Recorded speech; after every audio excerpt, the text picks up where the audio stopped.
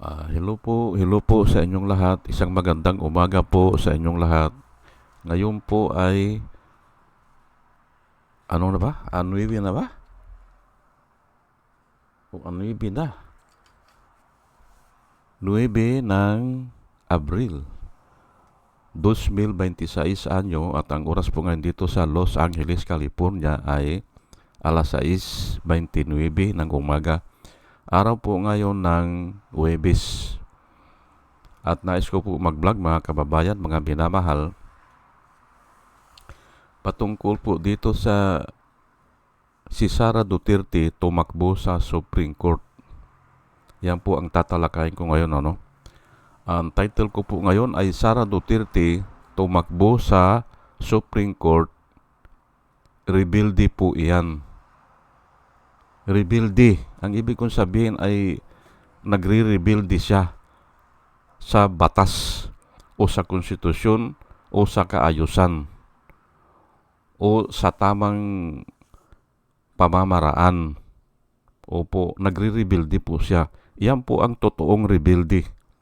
Opo, sang-ayon po sa Biblia. Kung tayo ay nag-uusap patungkol sa rebuildi, yan po ang totoong rebuildi. Hindi po yung tao na mahirap na ninakawan ng lupa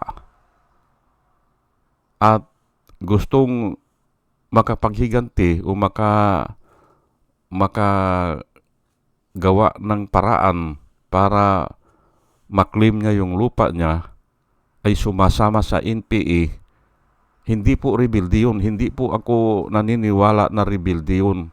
Hindi ganun ang totoong rebuildi kung ipinaglalaban mo lang yung karapatan mo. Ang totoong rebuildi po, sang-ayon sa Biblia, ay matigas ang ulo. Ayaw sumunod sa batas, walang batas-batas. Yan po ang rebuildi. Sang-ayon po sa Biblia, hindi ko na lang inilagay dito, pero kung gusto nyo po ay ilalagay ko dito yung mga verse. Ano ang totoong rebuildi? Ang totoong rebuildi ay sa kanya ay walang batas-batas. Siya lang ang batas at wala nang iba, siya lang. At kung may tao na haharang sa kanya, ipapakulong niya o kakasuhan niya o ipapapatay niya. Yan po ang totoong rebuildi. Sang-ayon po sa Biblia yan. At yan po ang ginawa ni Duterte. Hindi ba? Pinasara ang ABS-CBN. Hindi ba? Kinulong si Dilima. O, si Trillanes ay, yung pardon ay nirebuka. Hindi ba? Yan po ang mga totoong rebuildi. Hindi na sumusunod sa alituntunin ng batas. At ito ngayon si Sara, ayan, ini-impeach siya. Pero ayaw niyang sumunod dyan eh. Pumunta siya sa Supreme Court. Pero ang hindi ko lang alam kung ang Supreme Court ay katulad nung dati ay papaboran na naman siya. Ay walang natin kung magkano ang binayad niya sa Supreme Court.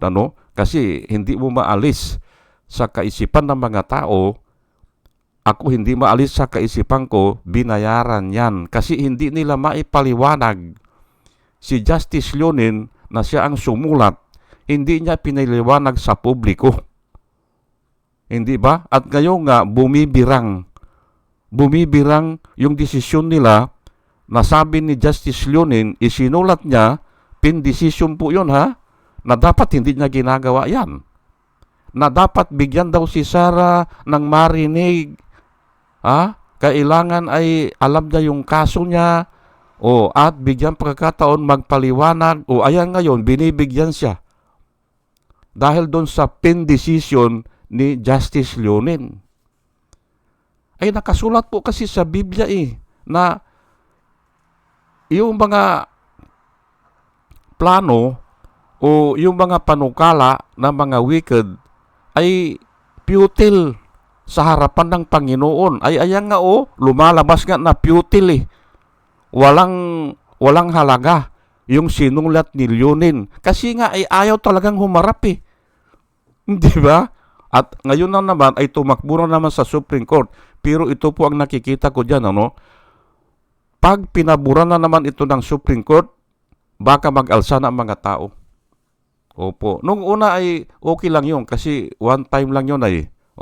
One time. At pwede naman after a year. Pero ngayon ay isang taon na po naghihintay ang mga tao para maisalang na naman itong complaint o itong impeachment. Hindi ba? Tapos kung ano-ano na naman ang sasabihin nila. Pero may balita ako na hindi daw pinaburan. Hindi raw pinaburan ngayon ng Supreme Court. Ay oo nga bakit mag-i-issue ka ng TRO? Kaya lang, ang masama ngayon na ginawa na naman ng Supreme Court, pero nababasa ko lang o napapakinggan ko lang sa mga vlogger, pinapa-explain daw ang Kongreso. Ay mali po yan. Wala kayong karapatan sabihin sa Kongreso na i-explain nyo yan. Wala kayong karapatan kasi nga nasa konstitusyon ay ang Kongreso has the sole authority. Pag yan ang usapan, yung impeachment. Sole authority. Aywan ko lang kung nagtatanga-tangahan itong Supreme Court. Ang tawag ko dyan ay nagmamaang-maangan o nagtatanga-tangahan. Kunyari, hindi nila alam na sole authority ang Congress dyan sa impeachment trial. Sila ang bahala dyan. Pero nga, ay ito naman si Sara, dumulog Dumulog o kaya humingi ng advice o nag-complain. Kasi nga, ay mayroong principle din na ang Supreme Court ay is the final arbiter. Hindi ba? Yun ang ginagamit nila. Pero nagmamaang-maangan naman itong Supreme Court. Kunyari, hindi nila alam na in times of impeachment, the Congress has the sole authority to try and decide. Kasama na doon ang Senado. Ang Senado po ang mag-decide kung guilty yan o hindi. Pero ang mag-prosecute, lahat doon, pati yung guidelines ng mga prosecutor, sila ang gagawa. Wala pong pakialam dyan ang Korte Suprema. Ayan po. Pero nga, nagtatanga-tangahan na lang ang Supreme Court, Nagtatanga-tangahan. Kunyari, hindi nila alam yan. Kasi nga, authority po yan, na ibinigay sa kanila ni Sara. Kunyari, ang sabi ng mga abogado ni Sara, tignan nyo nga ito, baka, hindi ba? Ayan nga, TRO. Hindi ba? Ngayon, kung papabura na naman siya ng Supreme Court dyan, delikado po yan. Baka mag-alsa na ang mga tao. Ngayon ay tumakbo, dumulog o nagpasaklolo. Yan po ang karamihan na ginagamit ng mga vloggers ngayon. Pero ang marami na gumagamit o ang ginagamit talaga nila ay nagpasaklolo sa Korte Suprema. Na mali po yan. Iyan po ay rebelde. At yan ang ipapaliwanag ko ngayon. Na yung ginagawa ni Sara, yan ang totoong rebelde. At yan ay namana ng tao doon sa rebelde ni Lucifer. Nagrebelde po si Lucifer Ayaw nang sumunod sa kautusan ng Diyos o sa palatuntunan ng Diyos o sa panukala ng Diyos o sa mga prescription. Kung ano man yung tawag mo dyan, halos iisa yan. Kahit sabihin pa na prescription ng Diyos, ayaw na talagang sumunod ni Lucifer. At yang nga, nahulog nga ang tao sa kasalanan, kaya karamihan ng tao, yan na ang sinusunod, si Lucifer.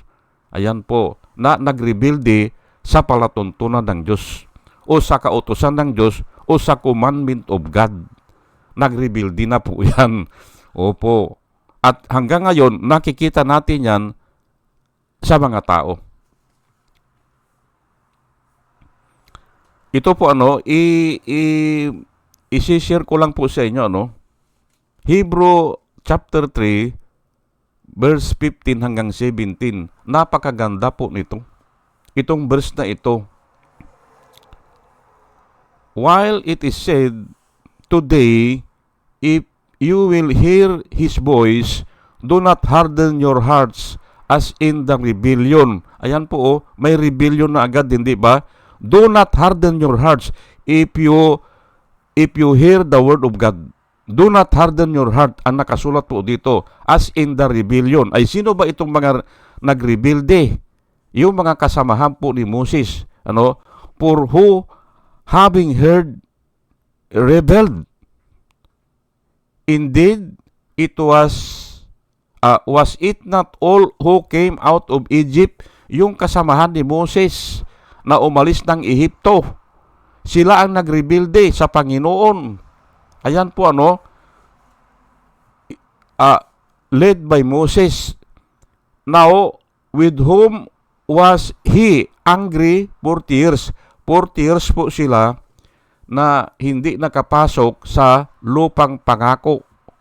Naandol lang sila sa desierto. Na kung titignan nyo sa Google Map, yung lalakaran nila, hindi pa aabutin ng 1 taon. Hindi ang abutin. Manggaling doon sa Ehipto, papunta sa lupang pangako. Walang 1 taon yan, lalakbayin yan. I-Google Map nyo. Pero sila ay 40 years because of the rebellion, because of the unbelief. Ayan po ang tawag po doon ay rebellion. Pero nga ay hindi na nga sila sumusunod sa alituntunin Ayan po ang nangyari. Yung dito, yung Diyos angry 40 years. 40 years sila na andun sa desierto at nangamatay yung mga tao doon. Yung 18 years and above. Maliban sa 2 tao, si Joshua at saka si Caleb, yun ang nabuhay. Pero yung lahat nangamatay sa desierto. 40 years sila doon sa desierto Yung mga katawan nila doon na ibinaon sa desierto. Because of unbelief or because of the rebellion. Nagrebelde sila. Ayan po was it not those who sin, whose corpse fell in the wilderness? Doon sila nangabuwal sa wilderness. Kasi nga ay ayaw ng Diyos yung rebellion Ayaw yan. Okay? Pinaliwanag ko na kanina na ang totoong rebellion ay yung ayaw sumunod sa batas. Hindi ba? Huwag po nating tawagin na rebellion yung inaapi at lumalaban. Hindi po rebellion yun. Pinagtatanggol lang niya ang kanyang sarili o ang kanyang property. Kasi nga nilalang grab ni congressman. Ayan po hindi ba? O yung mga mayayaman o yung mga naandun sa authority. Nilalang grab lang yan Yung mga lupa Tignan nyo po ang nangyari kay Harry Roque, hindi ba? Nilang grab niya yung mga lupa dyan sa Bataan. Di ba? Lumaban yung mga tao sa Bataan, hindi ba? Ayan po Hindi po rebellion kung hindi pinagtatanggol lang nila ang kanilang karapatan. Di ba? Ang rebelde, yung ganyan kay Sarah, na ayaw talagang sumunod sa impeachment process. Ayaw humarap Kahit na sabihin o kahit na sinabi na ni Leonid na kailangan bigyan si Sarah ng pagkakataon marinig yung kaso at bigyan din pagkakataon na magpaliwanag. Ay ayaw ngang humarap. Paano magpapaliwanag yan? Ayaw humarap. Paano niyang maririnig ng personal? Hindi ba? Kaya nga ngayon ay ang tingin ko dito sa mga Supreme Court na ito ay walang kwintang tao mga walang kwintang tao. Proverbs 28 verse 9 One who turns away his ear from hearing the law, even his prayer is an abomination. Ang tindi po nito, hindi ba? Yun daw isang tao na ayaw makinig sa batas o ayaw pakinggan ang batas. Rebelde nga ang tawag dyan O ayaw sumunod sa batas o gusto niya siya ang masunod. Hindi ba? Ay alam mo na only the Congress has the sole authority to try and decide cases of impeachment. ay bakit tatakbo ka pa sa kwan sa Supreme Court? Oh, ay di talagang ayaw talagang sumunod sa batas yan. At ito namang Supreme Court ay simple kapangyarihan po yan eh. Patay malisya lang yan na kunyari hindi nila alam na sole authority yan ng Kongreso. Patay malisya lang sila. O kunyari ay may nag-complain sa amin eh. O kaya pag-aaralan namin. Pero ay damay sila dyan. Diyan sa paglabag sa batas. Alam nyo po, ang konstitusyon, hindi isinulat yan dahil walang basihan. May basihan po. Baka noong sa Roman, sa gobyerno ng Romans, baka nangyari na yan eh. Na kung pakikialaman ng Supreme Court, ay walang mangyayari. Hindi nila kayang i-impeach. Kaya sinulat nila, is the sole authority na maaring hindi binasa yan nila Justice Leonin. Kahit attorney yan, kung wala silang record na ganyan, hindi nila alam. Bakit isinulat sa konstitusyon yun? Ay kasi nga, kung pakikialaman ng ibang tao, ng Korte Suprema, ay walang mangyayari talaga. Pipirahan lang eh. Hindi ba? Kaya isinulat yan. Remember ha, every word doon sa konstitusyon, may meaning yan. O kaya, may record. Bakit isinulat? Ayaw na nila na makialam ang Korte Suprema. Ayaw na nila. Kaya sinulat nila na is the sole authority of the Congress. Kunyari lang yan na hindi alam ng Supreme Court yan. Nagtatanga-tangahan. Yung pala ang proper word, nagtatanga-tangahan. Ayan po yung Proverbs 28 verse 9, even the prayer ng mga ayaw sumunod sa batas, it is an abomination to the Lord. Kasuklam-suklam po yung kanilang mga petition sa Diyos. Yung kanilang mga prayer o kanilang mga plea. Hindi ba? Kasuklam-suklam sa harapan ng Panginoon. Ay ayaw sumunod eh. Hindi ba? Ayaw sumunod eh sa batas eh. Kahit na batas ng tao yan, may pinanggalingan po yan eh. At nag-agreement po ang mga tao na yan ang sundin natin. Pag nag-agree po ang mga tao, i-honor po ng Diyos yan. At sinabi ko na ngayon, noon pa, sinabi ko na, yung magkasintahan, nag-agreement, hindi ba? Nag-agreement sila. Dalawa lang sila. Wala namang pari eh. Wala namang testigo. Dalawa lang sila na walang iwanan, hindi ba? Ay bandang huli, iniwan na yung isa. Hindi ba? Later on, mapapansin nyo po, yung successful, yung iniwan. Kasi nga alam ng Panginoon na yung isa ay nag-break ng covenant. At yun ang paparusahan ng Panginoon. Wala pong lingid sa Panginoon Yan po ang sinasabi ko dito. Ay ngayon, ay punta na tayo dito sa Psalms, wala na akong oras. Psalms 107 verse 11, because they rebel against the words of God and despise the counsel of the Most High. Yung counsel, yung payo, hindi ba? Ayan nga. Diyan po nag-impisa ang salitang rebellion. Kung ano talaga ang rebellion. At ngayon ay napatunayan ko na. Pero kung gusto nyo pang magbigay pa ako ng mga verses, ay isulat nyo dyan o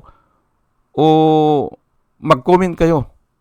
Kumplito po ako niyan. Kahit na 100 verse, kaya kong ilagay dyan na ang rebellion ay talaga ay nag-umpisa sa yung hindi pagsunod sa batas ng Diyos. Sige po, hanggang dito na lang po at dalahin ko po sa Panginoon bago po ako mag-umpisa, mga kababayan, mga minamahal, ay magkaroon tayo sa ating pakikinig po, magkaroon tayo ng wisdom na nanggagaling sa Panginoon. At muli mga kababayan, mga minamahal, isang magandang umaga po sa inyong lahat at salamat po sa inyong pakikinig. Salamat po ng marami. Salamat po.